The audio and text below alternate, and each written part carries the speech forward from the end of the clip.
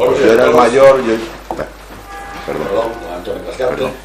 Buenos días a todos. Hoy, gracias a nuestro compañero Antonio Cascante, tenemos aquí a María Carmen Avendaño, presidenta de la asociación Erguete, y a mi modo de ver, una de esas personas que con su granito de arena ayudan a cambiar el mundo para mejor.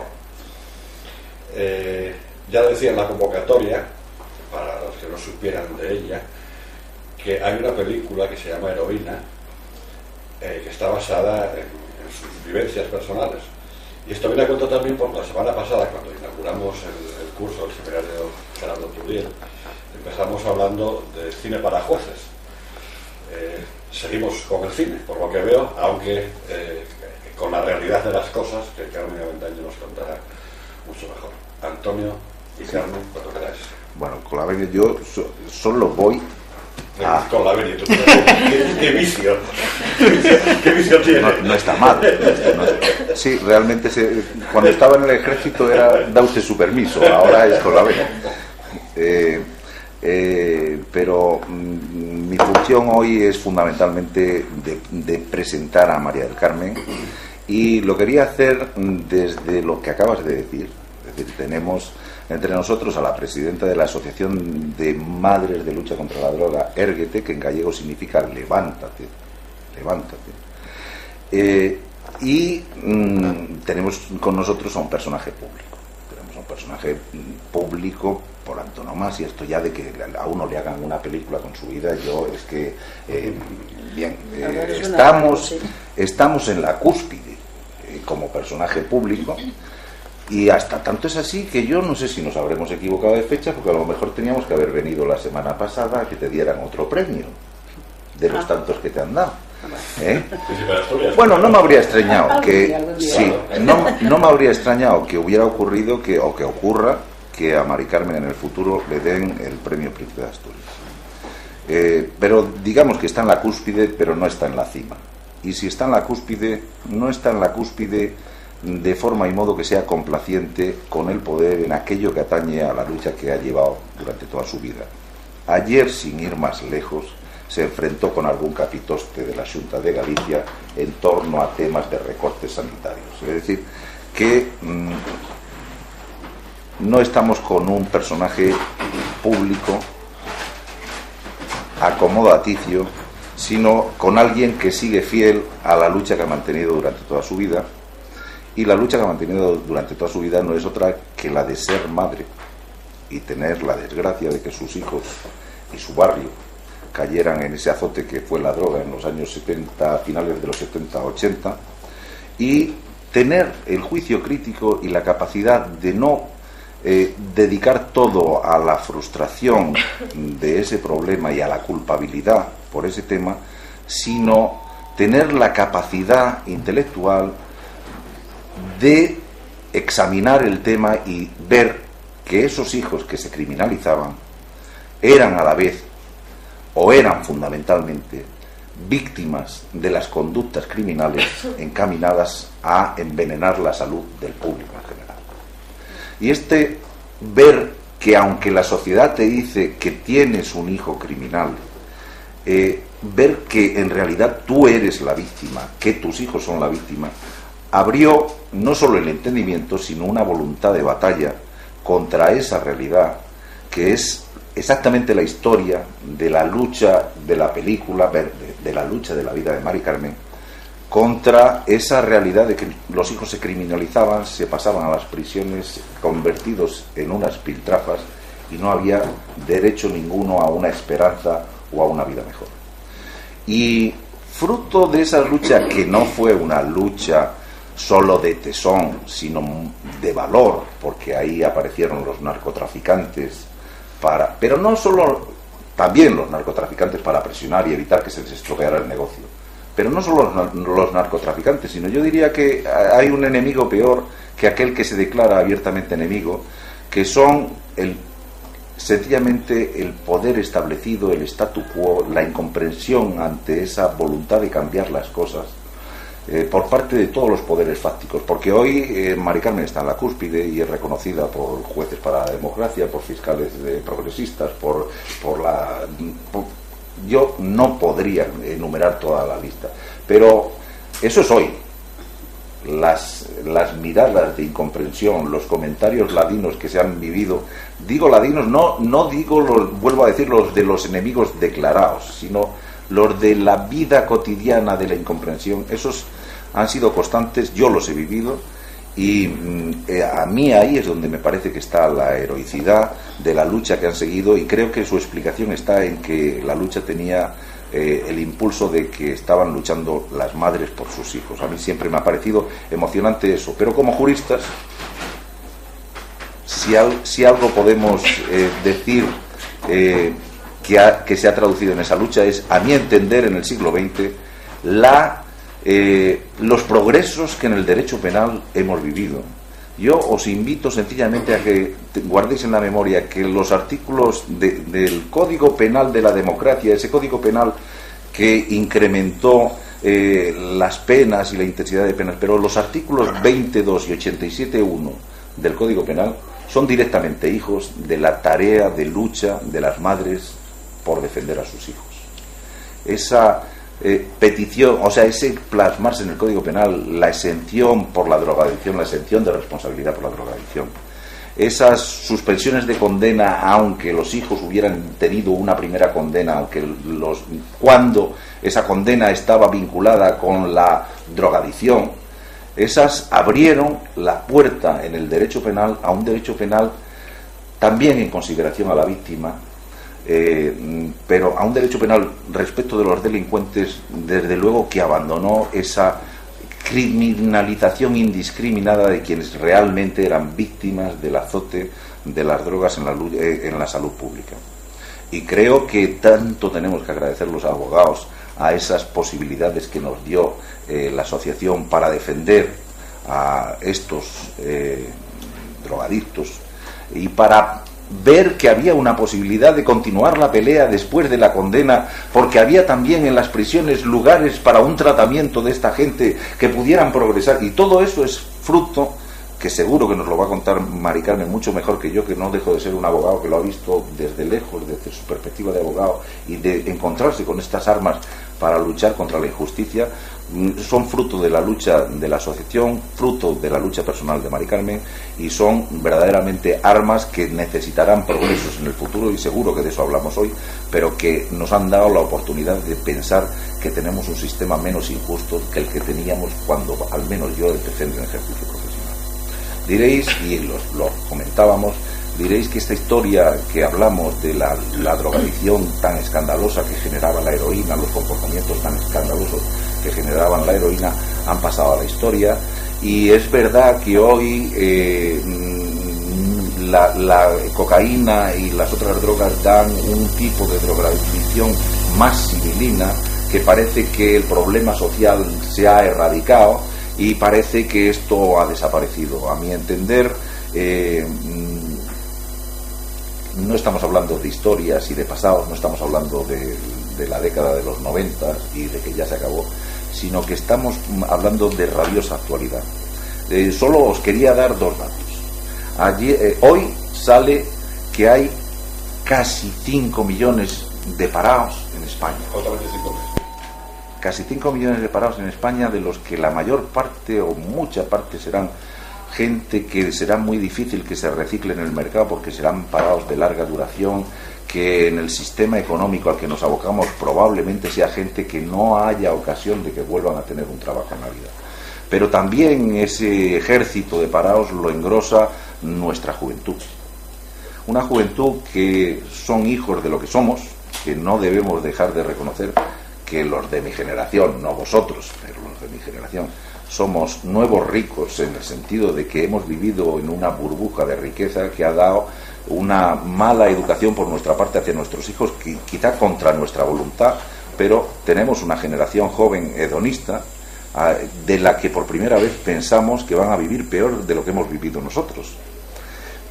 Y eso no es, y encima parados, y eso no es más que un cúmulo de frustraciones, que es una constante invitación a la drogadicción, a la fuga por las drogas. Aunque os parezca mentira, a mí me parece que eso se ve venir. No es que lo estemos viendo por el botellón, no es que se ve venir. que la frustración que genera el voy a vivir peor que mis padres, el no tengo derecho a salir en la vida, a tener una vida independiente, no tengo proyección social, eso es un cúmulo de frustraciones que genera el recurso a quererme fugar por vía de drogas. Y otro detalle que os quería reseñar también de rabiosa actualidad. Ayer, por lo visto, son necesarios 26.000 millones de euros para recapitalizar la banca pública, o sea, la banca española. Y esos 26.000 millones de euros, por lo visto, van a tener un efecto de contracción del crédito. ¿Sí? Pues llevamos años sin crédito, va a seguir más años sin crédito. Sí, ¿no? Pues hay una fuente de crédito estupenda. Será una construcción de crédito dentro de 5 años. Ya no 3 años, o sea, que van a ser 8 años. Pues tenemos una fuente de crédito estupenda. A mí me han empezado a llegar clientes hablando de que tienen posibilidad de obtener financiación, pero tienen posibilidad de obtener financiación de lo que Manuel Castells, que es un sociólogo que yo tiendo a citar, llama la economía criminal. Es evidente, para ellos la oportunidad de dar dinero y de pervertir toda la red económica a base no solo es la economía sumergida, sino las posibilidades. Es decir, no solo la situación que vivimos genera frustración y la tentación de la fuga por la drogadicción, es que además, si no se atiende a razones, caminamos hacia un sistema económico en el que va a haber mucho dinero operando que proviene de las redes de del narcotráfico y que va a estar dando soluciones fáciles a quien tiene las puertas cerradas de los bancos para poder hacer la proyección mínima de los negocios. Esto es rabiosa actualidad y habla de cómo estamos ante un problema que tiene mucha más proyección de lo que quieren reconocer nuestros políticos cuando se abandonan cuando se hacen recortes en sanidad sin querer mirar las cosas. Bien, os dejo todo esto como reflexiones personales mías en relación con lo que seguro que habla Mari Carmen, y por último os quería decir, en mitad de todo esto seguro que nos podemos plantear si no hay una solución radical, que es que todo ese dinero que viene del narcotráfico se convierta en dinero legal y entre en la economía normal mediante la legalización de las drogas. Creo que el problema es complejo y creo que las soluciones que habrá opiniones para todos los gustos. Espero que las haya en esta reunión y tal. Y espero que las haya en esta reunión. Pero no dejo de advertir que desde mi perspectiva soy gallego y os tengo que decir que la respuesta es depende. Depende. ¿Vale? Bien, dicho esto, aquí tenéis a Mari Carmen. Bueno, es que has hecho una exposición muy amplia y entonces pues no sé por dónde empezar, la verdad. Por el principio. Bueno, pues el principio fue que mi inquietud no nace por el problema de mis hijos, eso quiero aclararlo. Nace anteriormente, nos casamos en el año 65, nos vamos a vivir a un barrio muy de izquierdas, donde empieza a pegar muy duramente la droga, y yo llevo trabajando desde el 72 en movimientos asociativos. De aquel entonces estaba como presidenta de la Asociación de Vecinos de Lavadores, por cierto, que fui la primera mujer presidenta de una asociación de vecinos en el año 76, o sea, recién muerto el señor que nos dirigía. Y empiezo a ver el problema, lo empiezo a ver, pero con esa inquietud de ver y no saber lo que estaba viendo. Entonces, bueno, yo le mandaba mensajes a mis hijos diciendo tener cuidado, mirar que, pero tampoco eran unos mensajes que fueran entendibles por ellos, porque no lo entendíamos nosotros, malamente lo iban a entender ellos, ¿no? Entonces, bueno, fue unas circunstancias, no es por justificar, porque afortunadamente yo no tengo complejos de que 2 de mis hijos tengan problemas, eso lo superé hace muchos años. Al principio es lo más difícil de asumir, pero bueno, tú educas a tus hijos como te parece que debes de educarlos, ¿no? Otra cosa es después lo que se encuentra por el camino. Y curiosamente, estos 2 hijos míos, que es el segundo y el cuarto, fueron los que se quedaron en el entorno del barrio, con los chavales en el barrio y tal. Los otros no, los otros tuvieron otros amigos, ya en el instituto, ya salieron del entorno. O sea que de alguna manera yo creo que se dejaron llevar por una situación. Dejando eso ya claro, decir que efectivamente fue un tema que nos desbordaba y además nos seguía fuertemente porque aquellos de los que estáis hablando, de la época de la heroína, pues eran muy visibles. Eran chavales que estaban en la calle, en pandilla, que consumían colectivamente, desarraigados, con los pelos largos, se sentaban en grupo y eran molestos para la sociedad, ¿no? Entonces, bueno, pues las etiquetas que se empezaron a poner eran que eran hijos de familias desarraigadas, que eran viciosos, que todos los problemas que existía, daba lo mismo que fuera una violación cuando son impotentes, cuando están consumiendo, pero daba lo mismo. La gente, todos los delitos que se cometían eran por estos, ¿no? Por los drogadictos. Bueno, pues a mí me pareció, en mi barrio, como estábamos muy afectados, empecé a organizar porque me pareció que era injusto la visión que se estaba dando del problema. Y a mí me gusta mucho, siempre lo hice en personal de mí, pero a mí me gusta mucho destacar que nunca hice nada personal, siempre lo hice colectivamente. Otra historia es que a mí siempre me tocó, en donde estuve, ser la portavoz, porque tengo, bueno, una cierta cualidad para comunicar, y eso me llevó a parecer que soy la jefa, pero que todo lo que se hizo fue siempre con el acuerdo previo de un montón de gente, de un montón de familias y de un montón de profesionales. Nuestra primera época, bueno, pues quiero un poco situaros en cómo era Galicia de aquel entonces, ¿no? Los que habían practicado desde siempre, desde la posguerra en Portugal, pues pasar el cobre, el café, la penicilina, etcétera, etcétera.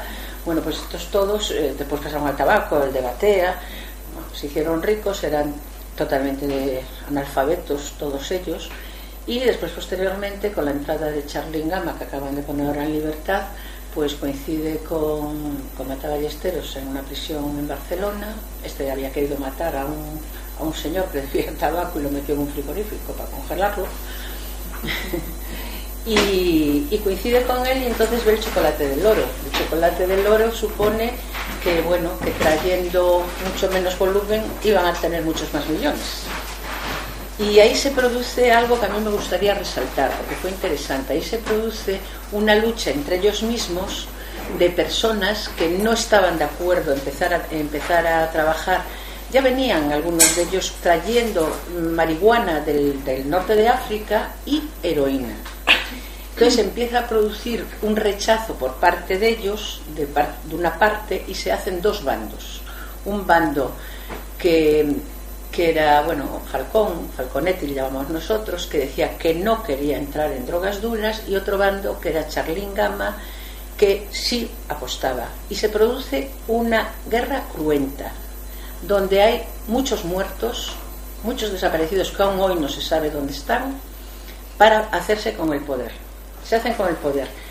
Pero en ese espacio de tiempo nosotros es cuando empezamos a reaccionar, y las conclusiones que sacamos es que esto hay que ponerlo justo donde debe de ponerse. ¿Por qué nuestros hijos están ahí? Estábamos hablando de chavales de 14 años, que sin ningún conocimiento. No, lo digo porque yo creo en la libertad individual de las personas.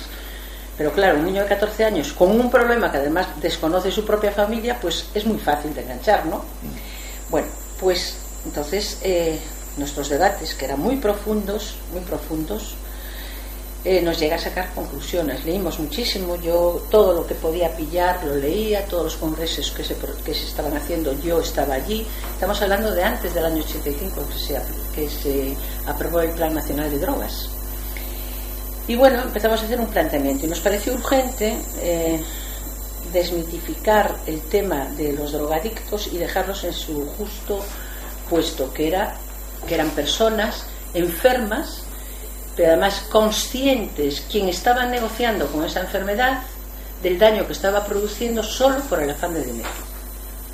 Y además lo veíamos, era muy visible. Tú ibas por, bueno, los pazos famosos, el Pazo Bayón, todo esto, ibas por la calle, todo el mundo, ¿sabes? Y ninguno trabajaba. Y hay anécdotas muy curiosas. A mí me gustaría contar alguna, porque recuerdo que el mismo día que se murió, que dicen que se murió, que yo no sé si se murió, yo no lo tengo muy claro, la mujer de Ubiña, Esther Lago, habíamos ido nosotros a Coruña para estar con el delegado de Hacienda, el delegado de Galicia de Hacienda, para decirle qué pasaba con Hacienda, lo que estabas hablando tú de los dineros, que yo no creo que haya que dejar, hay que expropiar esos dineros, eso es otra historia, pero bueno, ya hablaremos de eso. No, eso lo hablaremos. Eso lo hablaremos. Entonces fuimos a junto de él a decir qué pasaba, porque es que aquí la gente se estaba haciendo rica y nadie lo veía, solo lo veíamos nosotros. No, es que a nosotros nos resulta muy difícil, nos contestó el señor. ¿Y por qué les resulta a ustedes? Es que claro, nosotros en Hacienda, lo que le voy a decir es grave, pero es la realidad. Nosotros solo tenemos identificado a la gente con NIF. Bueno, ya apaga y vamos. Entonces, bueno, pues tendremos que hacer nosotros de vigilantes permanentes para venirles a decir que investiguen a fulano y que investiguen a mengano, porque esto es... Bueno, todo esto, a ver, en este contexto quiero que os deis cuenta de que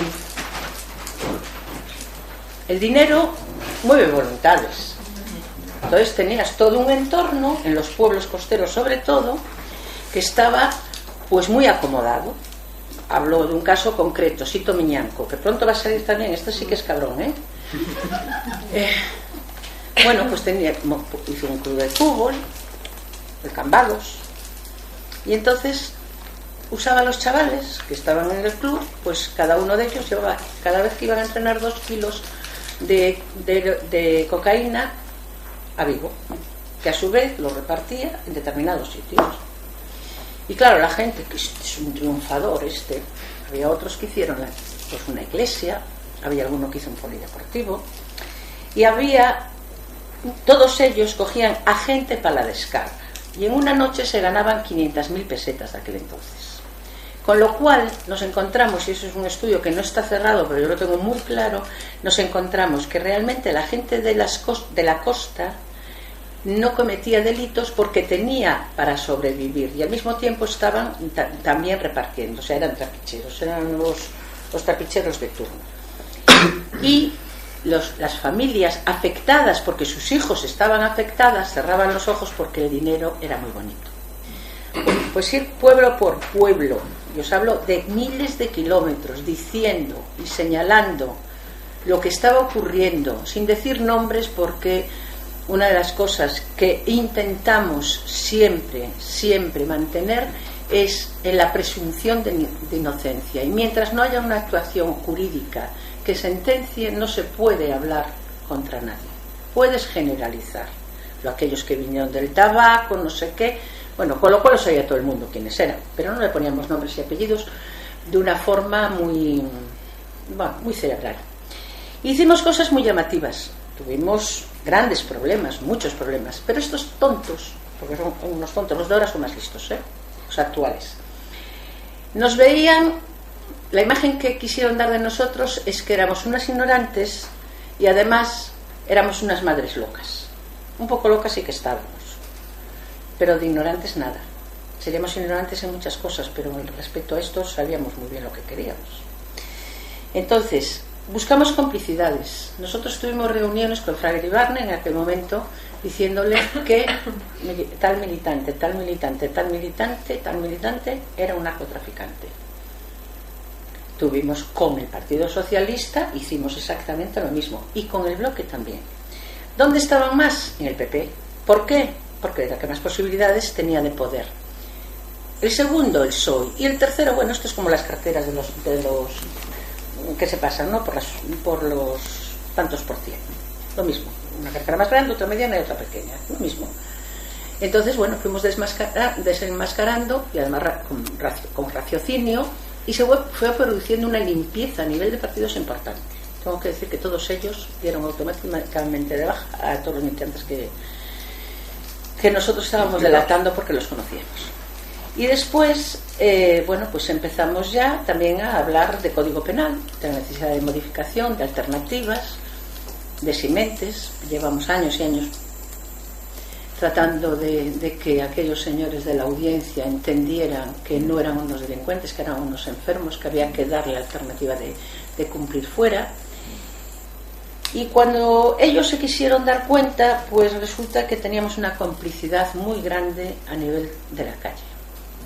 O sea, que fueron tan idiotas y les cegó tanto el dinero que no se dieron cuenta que estas locas, pues que le estaba minando el terreno. Sí, el terrenito donde tenían allí sus parcelitas. Y entonces es cuando viene en ese momento el Grupo de Garzón, en el año 89, hace la gran operación que después fue una frustración, pero muy relativa. Yo lo dije, yo ese día me llevé un gran disgusto cuando se leyó la sentencia en Madrid. Lo dije y lo mantengo y lo sostengo, que eran todos los que estaban y muchos que faltaban. El tiempo nos dio la razón. Muchos que quedaron a suelto en aquel momento hoy están en la cárcel. Entonces, la modificación, los artículos que dijiste, incluyendo el 88, tuvimos una parte importante nosotros, pero también cometimos errores de mala interpretación por quien nos representaba. Nosotros estuvimos en su momento, para hablarle de la necesidad de cambio, para decirle que los tíos estos eran unos señores muy ignorantes, pero que sus hijos estaban estudiando en universidades privadas y además estaban estudiando ciencias políticas y económicas. Fíjate qué casualidad, y hablo de Marcial Dorado, hablo de muchos de ellos, y que esos iban a ser el poder futuro, y pobre de nosotros que fueran el poder. Pues es el poder. Ellos han contribuido a esta situación. Miles de millones de euros se han blanqueado a través de la banca, esa banca que tuvo tantos beneficios y que ahora tenemos que pagar nosotros los trabajadores. Por eso yo, cuando se habla de que a ver si se puede legalizar, no, mira, si legalizamos la jodemos, ¿eh? Lo que hay que hacer es, y se lo dije al candidato a Rubalcaba, que hace unos días estuvo en Vigo, que no me dejaba hablar mi alcalde con él, pero bueno, yo aproveché y dije, yo quiero hablar contigo, y le dije la necesidad que hay, porque también se aprobó una ley de fondos. ¿Y sabéis lo que está ocurriendo con la ley de fondos? Eso a vosotros sí os viene muy bien saber. Se coge montones, millones y millones, de solares, garajes, bajos comerciales, bateas, chalés, terrenos, etcétera, etcétera. Y se dejan coches, yates, y se dejan allí. Entonces pasan las causas de la audiencia, sabemos cómo son, tardan muchísimo. Pasa un montón de años y todo eso se deteriora. Y entonces, primero, no le dan divulgación cuando lo sacan a subasta, con lo cual algunos hemos frustrado que los cogieran algunos narcotraficantes, algunos, pero eso nos pasan muchos, porque no le dan divulgación, y eso es un problema de Estado, Se quedan con las mismas pertenencias, y además el valor real es una mierda. Entonces, yo, que tuve la oportunidad, le decía a Rubalcaba, hay dos cosas que son imprescindibles: la investigación del blanqueo de dinero y meterse de lleno en las entidades bancarias que son los cómplices de esta gente, y en segundo lugar darle agilidad a los bienes incautados por la ley de fondo, porque se están perdiendo millones y millones de pesetas que podrían servir, porque no sé si sabéis que la ley, pues supongo que lo sabéis, que la ley de fondo es un dinero que queda ahí, que después se pasa al Ministerio de Sanidad y que cubre programas precisamente para drogodependientes. Con lo cual, ahí, ahora que están todos queriendo hacer la sanidad, bueno, pues privada, ¿no?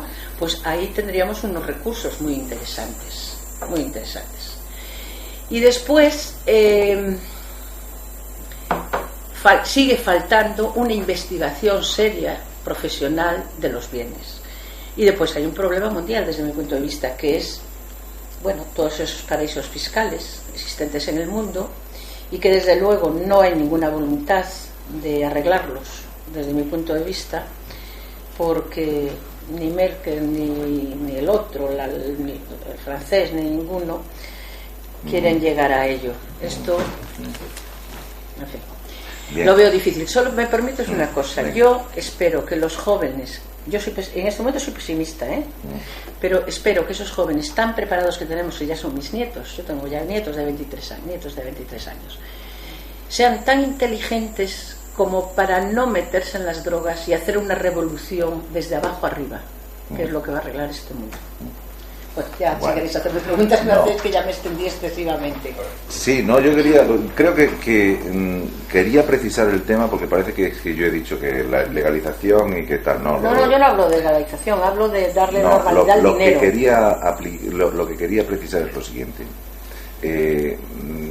Respecto de la restricción del crédito, sí, o sea, que hay, respecto a la restricción del crédito, yo ya he tenido en el despacho comerciantes o empresarios que han venido y me han dicho: don Antonio, yo tengo una posibilidad de financiación para el proyecto. Me han dicho que me dan fácilmente. Sé que tengo que ser muy serio, pero gente que nunca ha estado en problemas.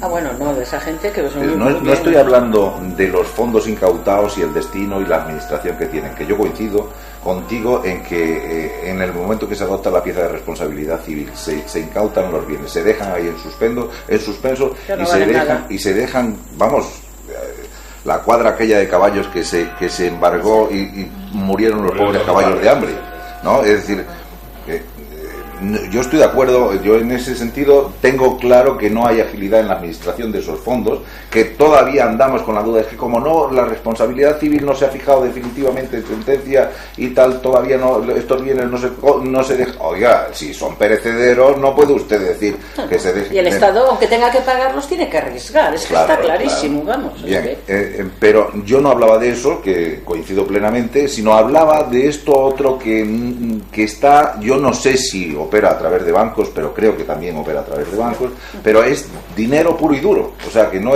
son bienes incautados y no es fácil de expropiar, porque es gente que a través de paraísos fiscales y de tal está deseosa aprovechar la oportunidad de convertir esos bienes, esos dineros en dineros que entren en la economía real o en la economía formal y que puedan darles beneficios de los que puedan disfrutar ostensiblemente. A mí los beneficios me preocupan poco. Lo que ellos aspiran es a tener el poder. O al poder. Eso sí que es preocupante. Y que nos dirijan esa gentuza es lo que a mí me preocupa. Por eso digo que no es justo. Ese dinero los paraísos fiscales tenían que desaparecer. Y para eso tiene que haber una voluntad política que no la hay. Mundial. Claro, mundial. Entonces, ese dinero tiene que volver a la sociedad, de donde salió y donde hizo tanto daño. A mí que me venga ahora un señor Charlín, un señor Umbilla, un Sicto Miñanco, un Marcial Dorado, da igual, que sé que tienen muchísimo dinero, a decir, bueno, mire, yo soy muy bueno, yo le doy a usted para que usted preste. No, usted no es muy bueno, usted es un cabronazo que ha negociado de una forma ilegal. Por lo tanto, ese dinero va a pasar al Estado para resarcir la situación económica que tiene, que es creada por una situación social. Y insisto de nuevo, yo que he militado toda mi vida en un partido, volví a morir militando en un partido, lo digo ya hace un par de años que lo llevo diciendo, cuando doy alguna conferencia en universidades y demás, a la gente joven le digo siempre que la solución la tienen ellos en la mano. Y desde luego, como sé que son inteligentes, no se van a meter en la destrucción, porque entre otras cosas ya saben lo que son las drogas. Tenemos una juventud muy preparada y yo creo que todos los representantes, todos los que tenemos, de todos los abanicos y todos los colores, bueno, algunos de los jóvenes que vayáis ya a cambiar algo, pero todos tienen que dejar paso a otra gente con otras miras y con otro tipo de economía. Sé que es una utopía, pero yo aspiro a eso, no lo voy a ver. Carmen, el problema de la droga es un problema mundial, ¿cierto? Sí. O sea, no solo de Galicia, ni de España, ni de Europa, es un problema mundial. Sí. Hay un ejemplo paradigmático en este momento en el mundo, que es el de México. Eso es terrible. Lo nuestro es un juego de niños comparado con lo que está ocurriendo en México, ¿no? Sí. Y es justamente ahí, con el tema de México, donde grandes personajes mundiales se están planteando con buenos argumentos la necesidad de legalizar la droga, porque son problemas diferentes. Un problema es el que el narcotraficante provoca que entre mucha gente en esa red y se acaban unos muriendo y otros destrozando sus vidas, y otra cosa es que la ilegalización de la droga provoca, porque bueno, la humanidad siempre nos estuvimos drogando, seguramente desde Noé. Claro, siempre buscamos que si una plantita por acá, otra por acá, es verdad. Sí, el cafecito y el tabaco y lo que sea. Cosa, ¿no? Entonces con eso no vamos a poder acabar. Con eso es imposible de acabar. En consecuencia, si esto es así, si los humanos somos propensos a drogarnos de una forma o de otra, oiga, vendamos con farmacias a un precio asequible. Y acabaremos con estas organizaciones tan tremendas que son hasta paramilitares o propios ejércitos verdaderamente dichos. En México en concreto, las bandas de narcotráfico están ganando la batalla al Estado mexicano. Pero ganando la batalla de forma clarísima. Están infiltrados en la policía, en los juzgados, en los magistrados, en la políticos, pública, los políticos, en todas partes. Quiere decir, vamos a ver, si se legaliza la droga, y por eso hace falta evidentemente un acuerdo internacional por ahí, y seguramente a la banca judía americana no le interesa, claro. Probablemente no le interesa. Casi no puede justificar. Bueno, bien, pero a lo mejor a lo que hay que luchar es por eso, porque una de estas, si logramos que eso sea así, bueno, acabamos con probablemente unos mayores problemas en la historia de la humanidad. Yo estoy totalmente de acuerdo. Yo no estoy contra las drogas. Yo creo en la libertad individual de cada uno de nosotros. Yo fumé durante años. Tengo una adicción terrible a la nicotina y soy consciente que en el momento que me mete un pitillo en la boca vuelvo a fumar de nuevo. Pero es un problema personal. A mí de este problema lo que me preocupa son los jóvenes. Los jóvenes que aún no están desarrollados y que las lesiones que le quedan. Nosotros trabajamos con más de 5.600 personas en la Fundación y en la Asociación ERGET. En este momento son 70 trabajadores en total. Somos una empresa también de reinserción. A mí lo que me preocupa es el daño que le hace, porque no tienen el desarrollo totalmente realizado y los daños que conllevan. Tú te encuentras con un chaval de 37, 38 años que viene y dice, joder tía, pues es que ya estoy harto, echarme una mano y tal, y te encuentras con un niño de 14 años. O sea, tú tienes que hacer un trabajo impresionante para poder recuperar y nunca va a llegar a la madurez que tiene. Dejando esto claro, que esa es la parte que a mí me preocupa, yo creo que sí se debían de legalizar las drogas, pero con un control muy específico de los estados. No de las mismas fuentes que están, como está ocurriendo en África, apropiándose para negociar ahora con los alimentos, sino del propio Estado. Con lo cual nos evitaríamos que el mercado negro pudiera llegar a los adolescentes. A mí, mi hijo, 47 años, bueno, es abstinente, pero bueno, que no es capaz de dejar las drogas, que se le dé una dosis de heroína, me parece perfecto. Y como eso, son 70 y tantas mil personas que están en las prisiones pero hay que tomar medidas. Y yo, francamente, creo que no hay voluntad, porque el poder económico se ha hecho con el poder político, y eso es evidente, y se ha hecho así, de esta forma. Entonces, esto se va a acabar teniendo la fuerza unos cuantos, que tampoco serán demasiados, seguro que son poquitos selectos y tendrán allí especie de una logia bien cerradita para que no haya nadie que se pueda meter. ¿Esto se va a poder resolver? No lo sé. Yo personalmente creo que tal y como están hoy las estructuras no se puede resolver, y creo además que tiene que haber una revolución. Hace mucho tiempo que no existen guerras, pero tiene que haber una revolución que emane de abajo arriba, y tiene que cambiar el sistema. Y claro que estoy a favor, como el alcohol, y esa revolución probablemente, a lo mejor se consiga, por lo menos hay que intentarlo, sí, acabar con este sistema, claro, con estos poderes, claro, que están en la sombra, que son los que se enriquecen. Los que nos están manganeando a todos.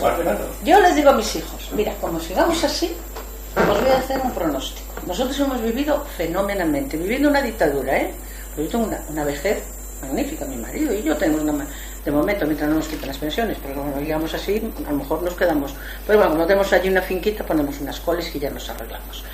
Pero le digo, mira, como sigamos así, prescindiendo de todos los derechos que durante siglos se ha peleado para ellos, llegaréis a trabajar solo por la comida.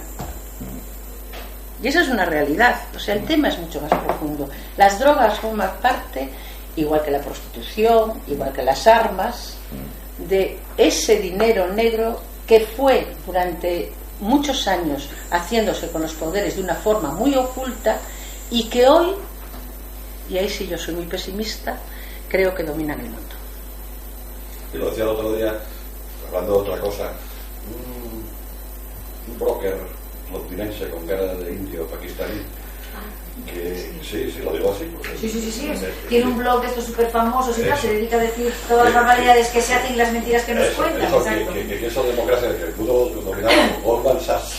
Sí, yo también lo veo. Es un poco lo que yo te decía antes, la banca judía americana, que son los más interesados en que la droga no se legalice, ¿no? Porque son los que manejan la pasta. Claro.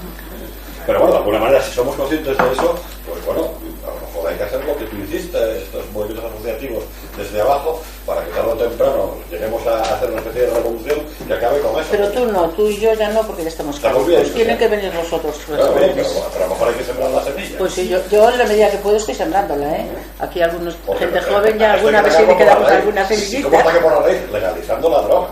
Sí, entre otras Pero cosas. dejando las drogas. Claro. Sí, pero... Y controlando la prostitución, que no se pueda venir. La prostitución, pues claro que También, sí, naturalmente. también. Es un partido, absolutamente. Claro, ese es el partido que El de la droga. Yo no sé cuál es, pero en algunas zonas tenemos...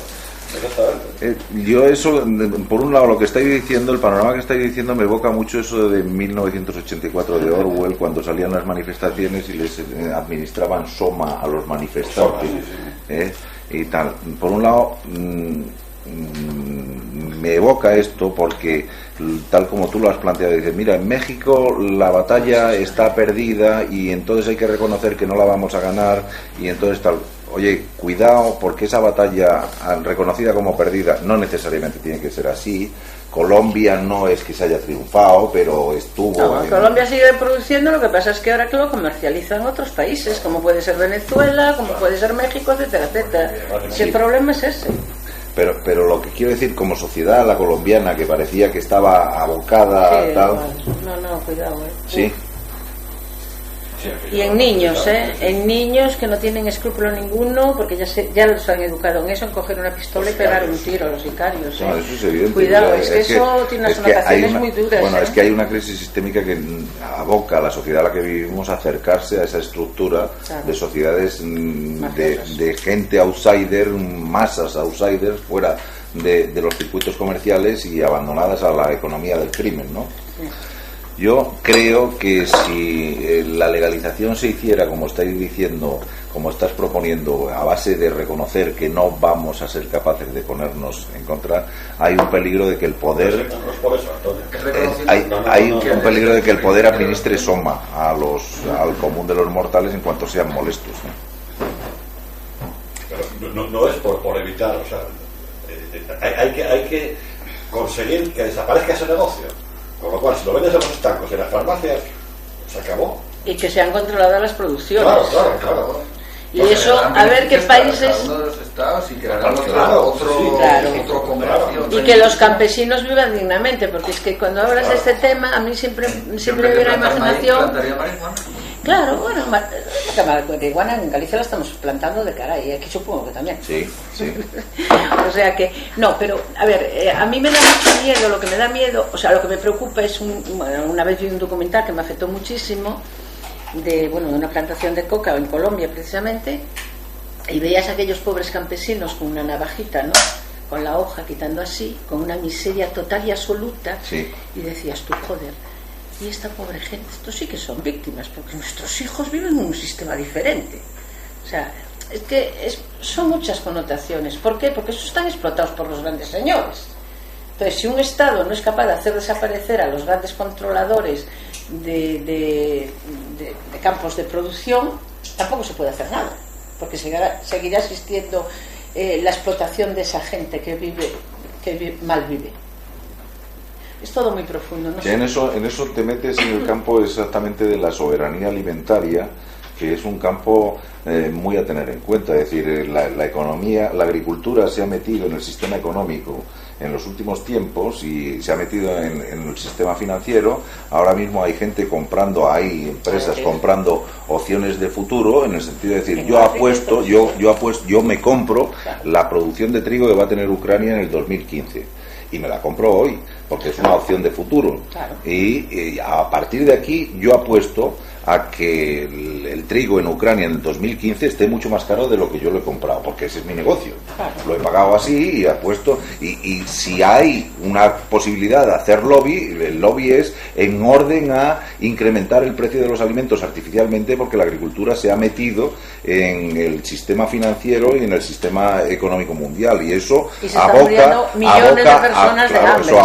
a una crisis alimentaria bestial, a la pérdida de soberanía por parte de los estados, y aboca, por ejemplo, a la primavera árabe que hemos visto. La primavera árabe no es sino consecuencia de esto. Es decir, el hecho de que en Egipto se hayan producido las revueltas y en el resto de los países árabes está muy relacionado con el incremento del precio de los alimentos en sociedades que están muy escasas, o sea, que no tienen margen de maniobra, ¿no? Entonces, efectivamente, lo que dice Mari Carmen tiene que ver también, no con el trigo, sino con los cultivos de coca y con los cultivos de tal. Es una globalidad.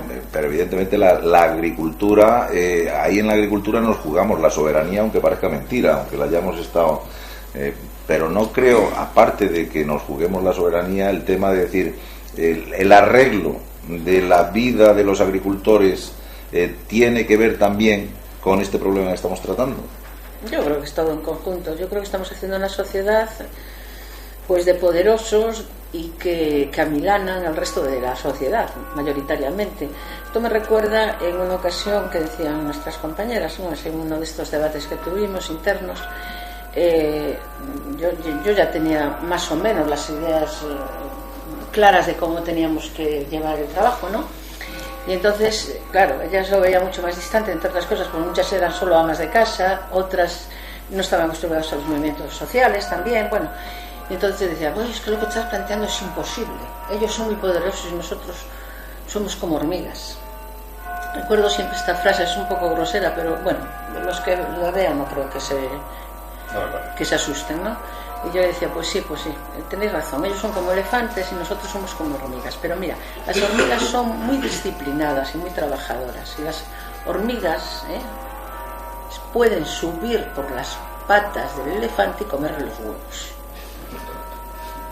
Y es verdad, y es que es una verdad. O sea, es la sociedad quien tiene que arreglar la historia de los grandes poderes.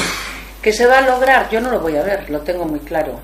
Lo tengo muy claro, porque yo el futuro inmediato lo veo de forma muy pesimista, pero creo que el mundo no va a desaparecer y que se va a arreglar. Que yo no lo voy a ver, lo tengo muy claro. Ahora, en la medida que pueda incentivar a la gente joven, para que me oigan y después digan, esta tía está como una cabra, pero bueno, y que les empiece a entrar conciencia un poco colectiva, pero organizada, no como el 15 que se quedó muy en agua de borraja, ¿no? Yo creo que esa será la solución, pero bueno, ya veremos a ver qué pasa. En principio tengo que decir que las crisis estas, porque estamos hablando de los seres, ¿no? Pero sí. Decía yo ayer a ese picatoste de marras, le decía yo, es que vosotros no tenéis visión, y como no tenéis visión vais a lo fácil, a hacer dinero unos cuantos amiguetes. Pero cuando os deis cuenta que las medidas que estáis tomando va a crear unos problemas en la sociedad importantísimos, pues no va a tener remedio. Estáis siempre con el regate inmediato. Y yo creo que no tenemos dirigentes que piensen en el futuro. Y eso lo digo yo como milito un partido, pues parece un poco raro, pero realmente... Los dirigentes pueden salvar el culo. Sí, bueno, pero no es porque no tengan ganas de hacerlo, Yo creo que es que los han comido los poderes. O sea, yo hace muchos años decía, nosotros tenemos una fábrica en Vigo, ¿no? Citroën, la conocéis todos, ¿no? 10.000 y pico de trabajadores directos, ahora son 9.000 y algo, y indirectos pues otro tanto más. Total, Vigo vive del automóvil y del mar. Bien, le decía yo, vamos a ver, pero si el poder siempre va a poder con los demás. Tú imagínate, cualquier alcalde que esté, da lo mismo, yo no pongo colores, que le diga el director general de Citroën, oye, mira, yo aquí quiero que hagas una recalificación de suelo y que para montar oficinas le des 14 alturas. Y yo, eso es imposible, macho, eso es un monstruo y tal. Bueno, pues entonces me llevo la fábrica para Marruecos. ¿Qué hace de político? Si es que nos tienen agarrados, es que esa es la historia, es que es una realidad. ¿Y qué pasaría conmigo? Pues todos a la puñeta, claro. Bien, estamos hablando venimos los dos de Galicia Sur. Los gallegos del sur en este momento estamos muy preocupados, más bien muy afectados, porque el sector del naval nuestro está en Europa. Yo he promovido un ERE de una empresa diciendo que es de la construcción naval, diciendo que era por causa de fuerza mayor, porque la Unión Europea había decidido acabar con el tax list. Claro, me anularon el ERE, pero lo hice. O sea, me lo rechazaron y tuve que argumentar causas objetivas y no sé qué, pero de entrada me di el gustazo de promover el ERE por causa de fuerza mayor, y alegué como causa de fuerza mayor la decisión de la Unión Europea, ¿no? Quiero decir que nuestro desánimo en ese sentido es un desánimo que tiene que ver con el medio ambiente que vivimos, que seguro que en esto somos muy solidarios con los asturianos, porque también vosotros ya lo habéis vivido con la historia de la minería y tal, y además en esta crisis sistémica que se nos agudiza. Nosotros también lo hemos vivido con Ascón. No, en el año 62 con la remodelación con Ascón, con barreras y con todo. Y ahora nos vuelve otra vez encima y tal. Los mejores puertos, claro, los mejores técnicos, los mejores astilleros, y Europa nos manda a tomar fresco. Bien, con independencia de que yo quería decir que una nube negra se cierne sobre nuestras cabezas y esto nos da un estado de ánimo determinado. Hay un detalle que acabas de comentar en el que yo tengo mucha fe en esa revolución que tú piensas, que es lo que acabas de decir de, oye, si nos quitan las pensiones tenemos la huerta con las lechugas. Sin duda. Esto se llama agricultura urbana.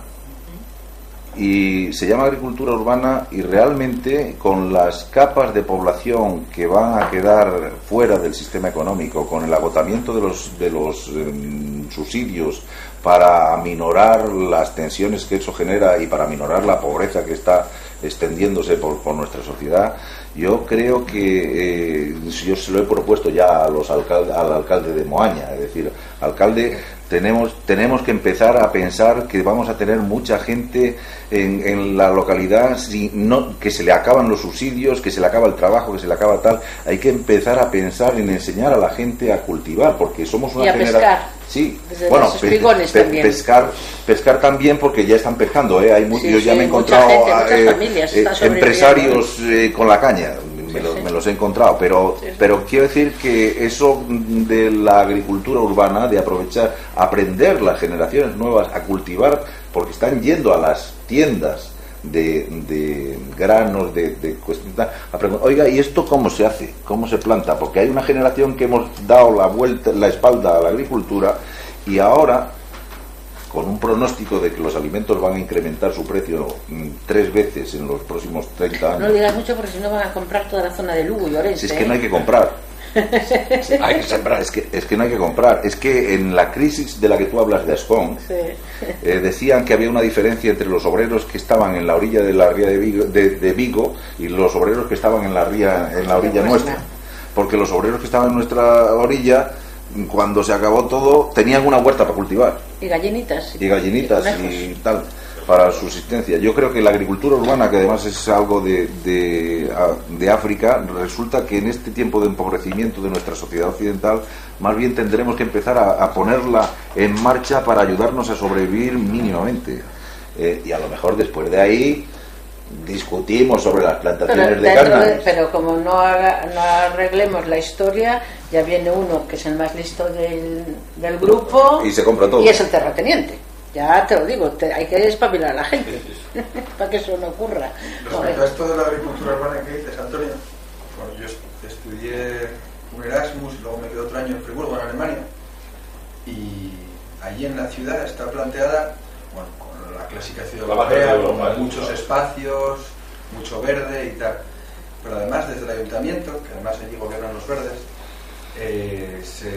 se dio la posibilidad a la gente de comprar pequeñas parcelas en el centro de la ciudad, en las que tener tu propio campito de 10 metros cuadrados, 20 metros cuadrados o 30 metros cuadrados, claro, más. Claro. Y ahí los ves, bueno, al clásico dominguero de aquí que se va a hacer una ruta o que se va a la playa, tal, allí se va a su casetita, a cuidar su huerta, y no tiene nada más que una casita y un pedazo de terrenito en el que... Bueno, en la zona nuestra el problema es que no tenemos un urbanismo tan desarrollado y no tenemos gente estresada por ser de grandes ciudades. Nosotros vivimos en la zona rural más poblada de Europa.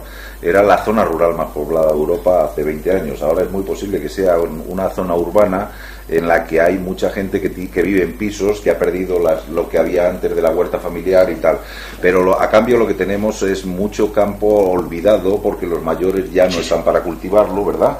Se ha dejado de cultivar mucho campo olvidado y ahora habría que darle garantías de que si dejan a la gente necesitada cultivar, eso no va a traducirse en una pérdida de derechos por parte de los propietarios. Se necesita organizar algo colectivamente para ir en ese sentido, pero evidentemente parece que estamos apartándonos del tema, pero estamos hablando de soberanía alimentaria, y soberanía alimentaria tiene mucho que ver con todo lo que estamos diciendo, desde la perspectiva de que solo a partir de tener un mínimo, porque prima un vivere y leín de filosofare, o sea, primero la subsistencia, porque el problema que tenemos es un 20% de la población que ha bajado del umbral de la pobreza y increciendo, ¿no? Entonces hay que buscar soluciones imaginativas para ayudar a la gente a tener un poco de fe, a partir de la que poder hablar de mejorar otra serie de cosas, como convertirse en hormigas, ¿no? Porque es que en este momento más bien nos sentimos polvo, ¿no? De hecho es polvo. La EPA de hoy, hay 1.500.000 hogares en los que todas las personas activas están en paro. Claro. Eso es dramático. A ver, ¿alguna cuestión aquí a Carmen? Un par de reflexiones rápidas, y espero ser breve porque me enrollo como una persiana. Empiezo Por con... eso vas para política. Así, aviso ya con antelación que, bueno, volviendo al tema del origen, al de la droga y la legalización de las drogas, yo sí que creo que es fundamental diferenciar entre drogas blandas y drogas duras, eso ya de entrada en el debate en sí. Mi opinión personal con respecto a las drogas blandas es que me parece una auténtica barbaridad que en este país a día de hoy un enfermo de cáncer que está con una quimioterapia ni siquiera se le puede recetar marihuana para paliar un poco los efectos de la quimio, ¿no?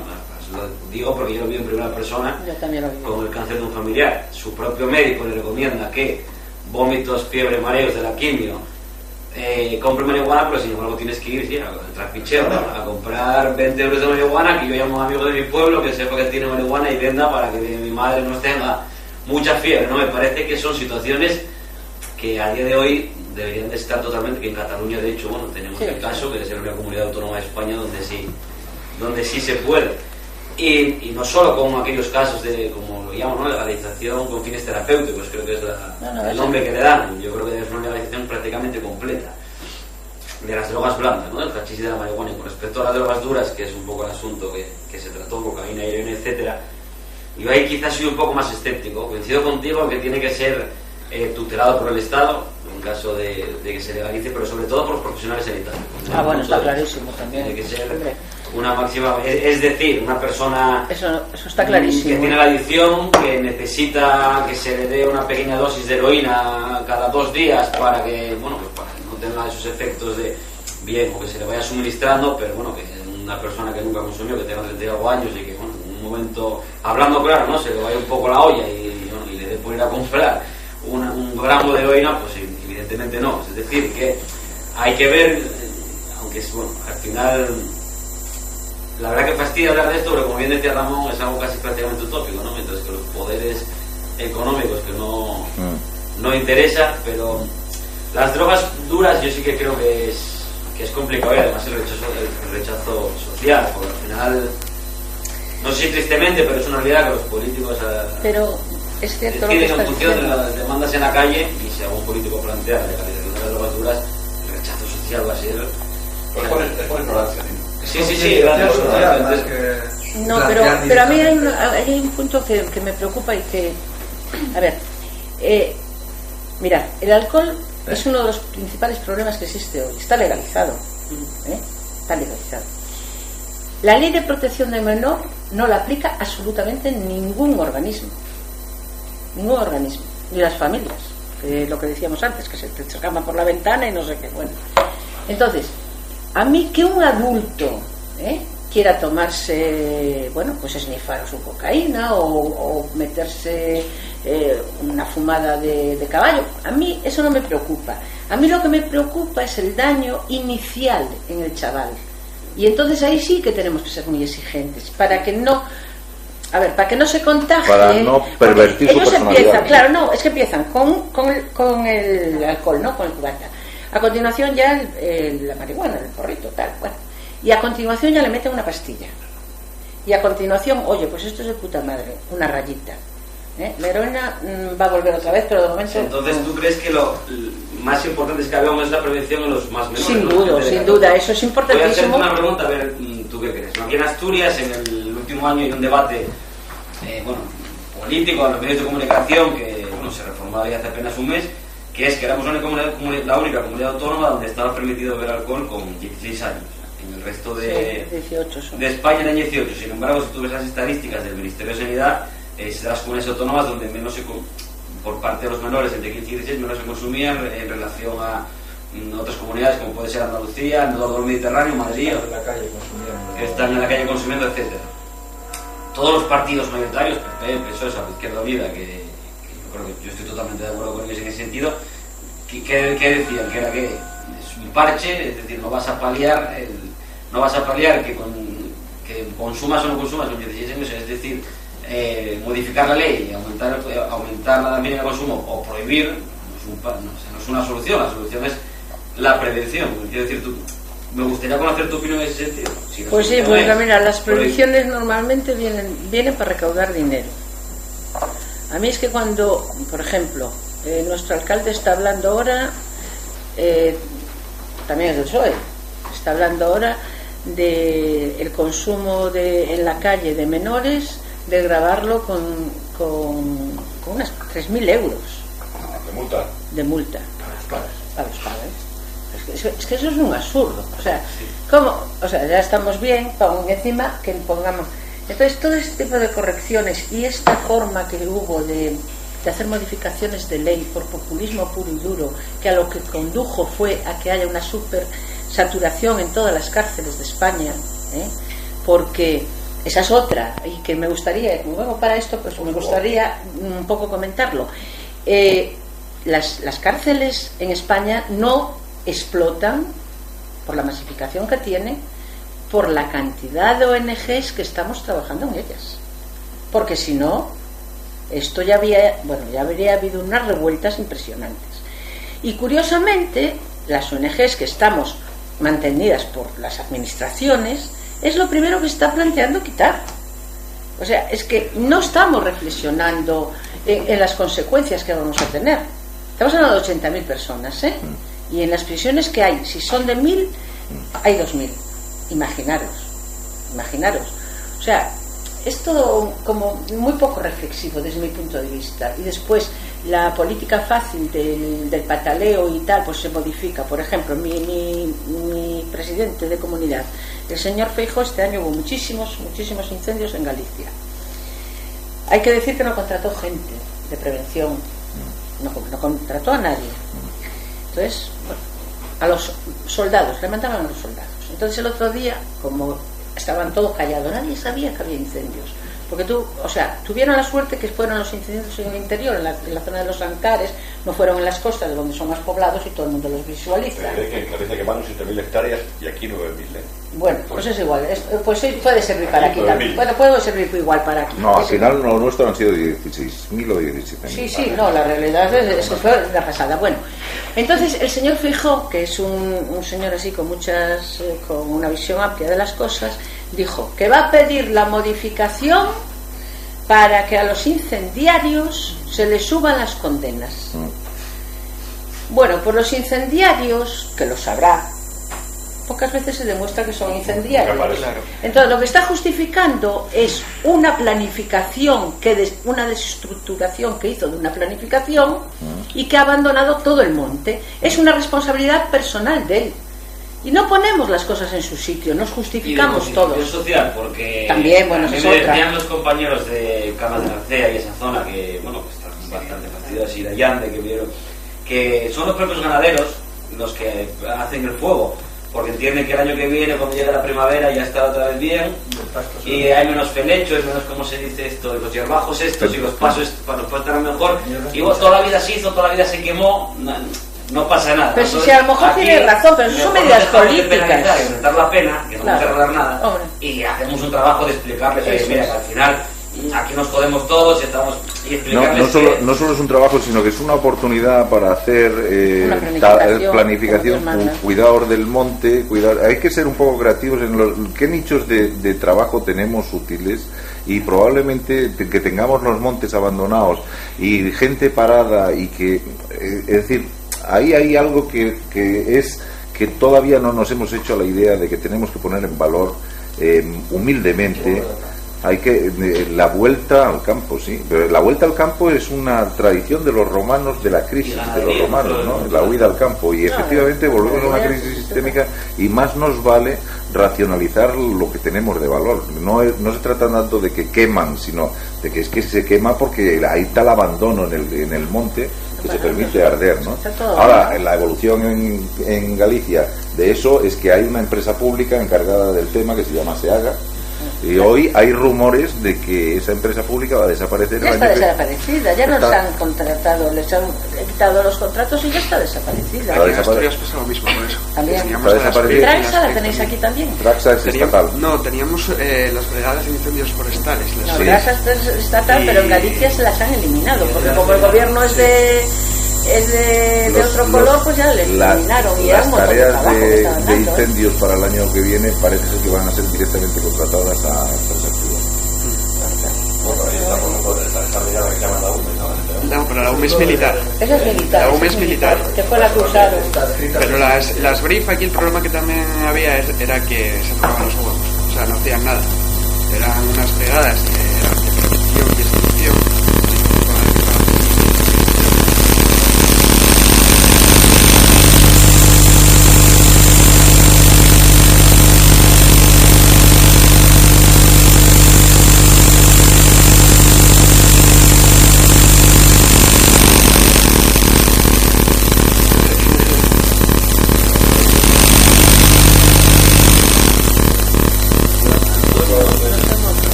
Es que acabo de llegar. No controla tanto la agricultura, como un poco más la ganadería, pero imagino que será similar, ¿no? Yo siempre escucho foros, debates, etcétera, y es muy bonito, pero los productos que natural, etcétera, que al final quedan nada. Es decir, que escucho siempre lo mismo, que es claro, el medio, tú dices mentira, la gente que está en el campo, los ganaderos, ellos son conscientes que no viven con las mismas facilidades que en la ciudad. Ellos saben que no tienen los problemas de clase, que tendrán que moverse, pero al final tienen de abajo. Ellos son conscientes de ello. ¿Cuál es el problema por el que cada vez tenemos? Es decir, por ejemplo, un terreno del año 87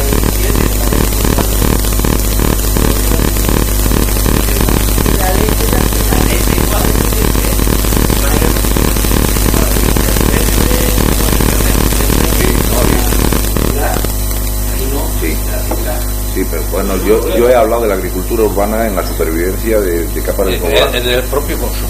De capa de población empobrecida. En lo que tú apuntas de la agricultura a nivel general, de la soberanía alimentaria, lo que sí es cierto es que acaban de proponer la reforma de la PAC, y esa reforma de la PAC, que además tiene muy enfadadas a las negociaciones agrarias.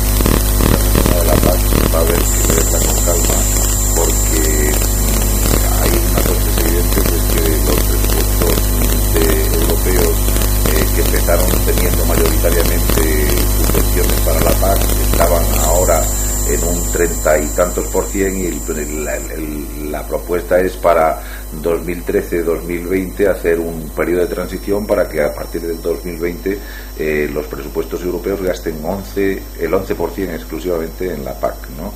Eso da un reconocimiento del empobrecimiento, una aceptación del empobrecimiento de los campesinos mayor, y sin embargo, como digo, el pronóstico es que los alimentos en los próximos años, como commodities, van a subir de valor progresivamente.